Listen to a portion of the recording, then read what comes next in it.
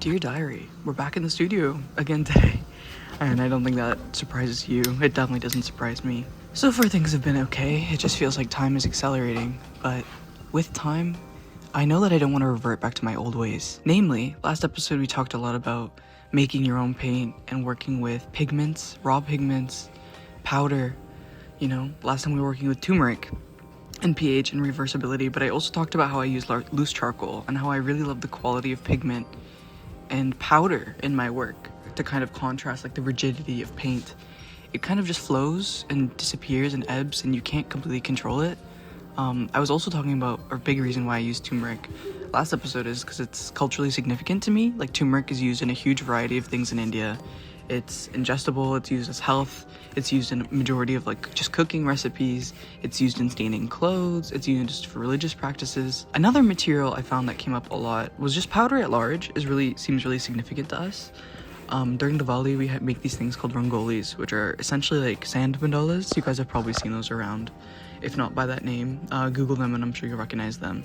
So I've been researching into that, and then I've been looking into Buddhism and Hinduism, and I found that Buddhist monks also make these sand mandalas quite commonly because they use it as a practice of release and letting go and creating something beautiful just for it to be destroyed. And I love that about powder. Like you saw that this started as a picture, but I couldn't get attached to it, like this is about detachment and like embracing the cyclical nature, you birth something, it's maintained and then destroyed, but you need to destroy the picture to have sand to make something with again, And here I'm making another portrait just like that, and I'm using that lovely shoe brush, which is this is so calming. I find it almost reminds me of like a Buddhist Zen garden as well. I think there's a very soothing quality to powder. Like you can just sweep it behind, you can sweep it up, like it's these calming motions I found immensely soothing while I was doing them. And creating a picture that like I purposely don't set them down with glue or anything because I don't want them to last, I want to explore that ephemerality of it all, and something to contrast like the typically really rough and hard motions I guess maintain or like birth when I'm painting.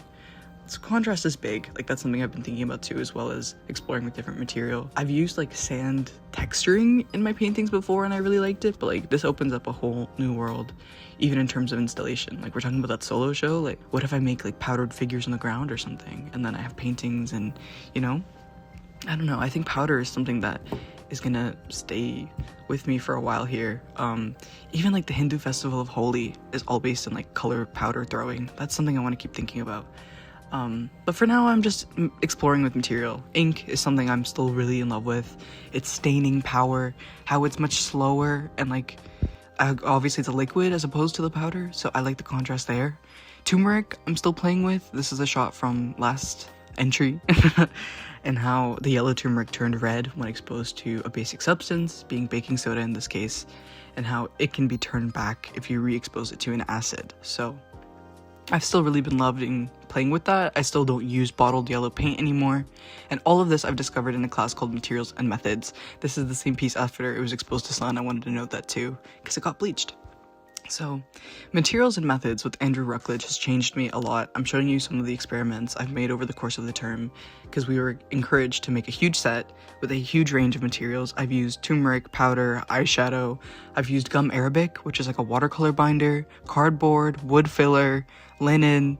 These are like handmade pigments with like cochineal pigment and graphite and wood and, different kinds of ink, acrylic, alcohol, watercolor ink, plasticine is here, so like some sculptural elements, different kinds of surfaces, masonite, like I said, cardboard, the random stuff I find. This is also with powder, so I've just been trying to throw everything at the wall. Encaustic and wax is something that I learned in this class and I really love. That's what I'm showing you on screen right now.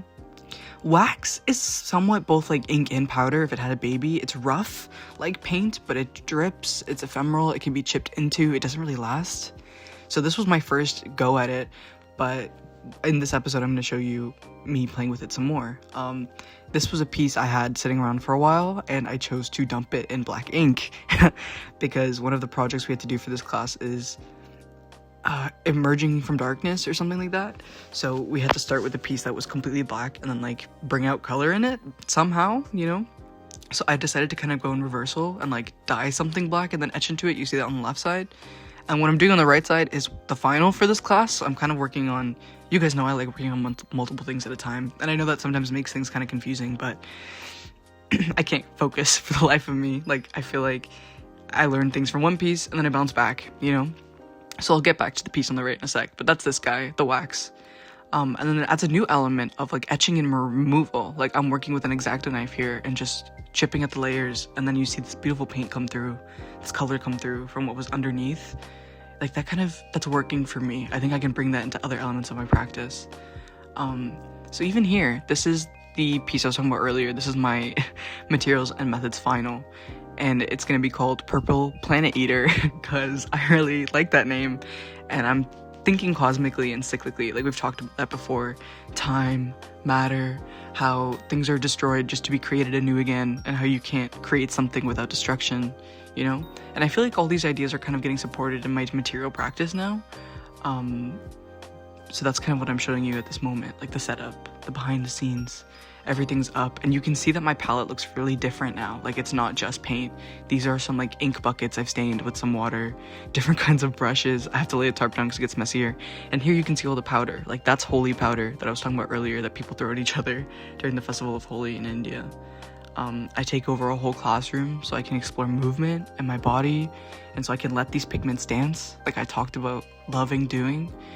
And then just staining, like working with layers of stains. This yellow is that turmeric, you know, like it's all just starting to come together in a way that I'm finding really interesting and really lovely.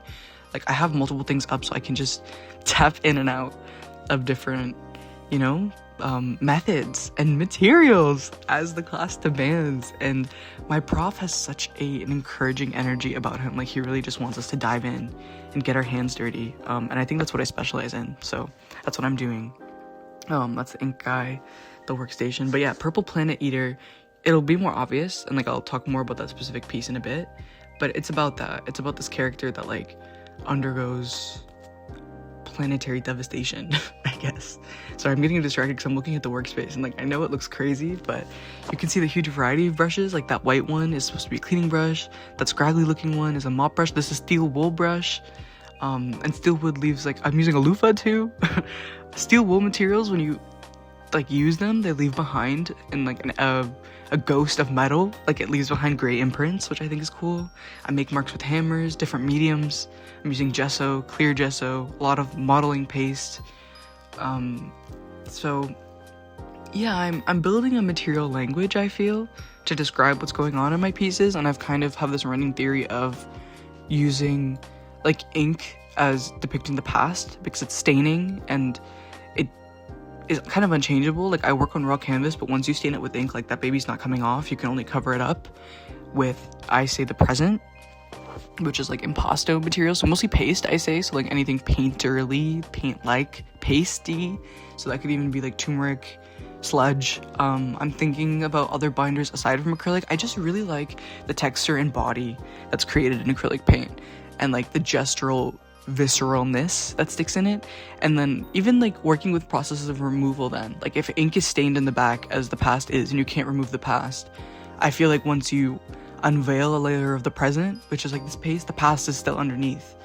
And the coolest thing is like you can kind of see it in a stream over here before I cover it up with more ink, because I think these things are layered. But like sometimes the ink prevails through the acrylic paint, you know what I mean? Like it's not just done and then you can't just cover it up. And you're gonna see this in like my process. Like there are layers of paint that get added, but like the ink doesn't go anywhere and it comes through, and like that wasn't intentional, but I feel like it really works for the process here. So those are the first two phases. Ink is past, paste is present, and then powder is future, because I feel like it's ephemeral and it dances and you can never really tie it down. Like you can try and stage where the powder is gonna go by, you know, applying it on like freshly wet layers of the present, but you don't get full control. And I think the future is the same way. Like that's this little character here. So that's what's happening in this piece, really, is like there's on the left this guy, he's like the Purple Planet Eater in 3 phases. Okay, in the past he's hungering for a planet. This piece is also not done yet, I still have to go in and work on it some more, but he's hungering for what's in the center, which is like this powdered planet. And then you have him on the right who's like mid consuming, like in the process of destroying and consuming that planet. And I need to add more like paste, so it's like more visceral, but we're getting there. And then in the middle, like you saw shots of it near the end of the time lapse, there's like a little powdered face that you can kind of only see if you're see it in person, but made out of powder, because I like this idea of like he becomes the planet he consumes because he can't digest it. And I think it's kind of like a self-fulfilling prophecy, and I think that comes up more and more in my work of like, you are what you consume.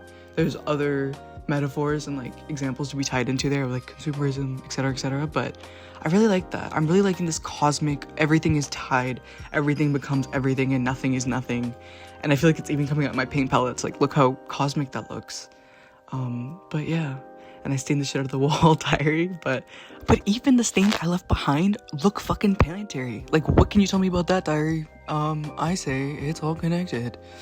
So on that note, I'll connect you to next week's entry, I guess, where, listen, finals are boiling up. I'm dying a little bit.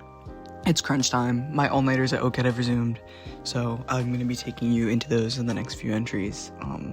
Next up is the other class I've been juggling, so I'll see you then. And I'm going to try to get this ink off the wall, but I have the suspicion that it's not coming off.